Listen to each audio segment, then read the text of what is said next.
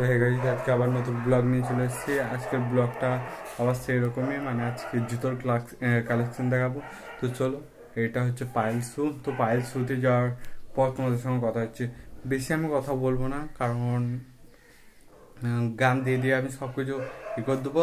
আর মানে কি বলবো, আর যে দামগুলো হবে সেগুলো আমি লিখে দেবো, ঠিক আছে? তো তোমরা সেটা দেখতে পাবে। তো চলো, তো এই তো পায়েল শুতে চলে এসেছি। তো চলো, তোমরা কিন্তু গান দিয়ে দিয়ে দেখাচ্ছি।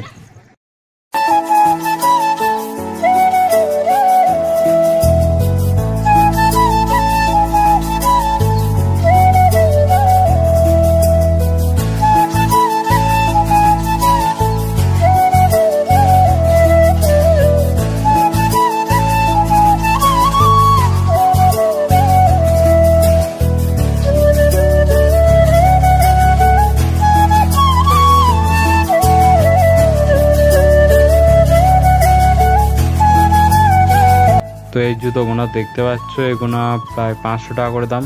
তারপরে তোমরা ডিসকাউন্ট পেয়ে যাবে এখানটা এলে, মানে সব জুতোর আলাদা আলাদা ডিসকাউন্ট। তো আমার চ্যানেলের নাম করে গেলে আরও ডিসকাউন্ট পেয়ে যাবে।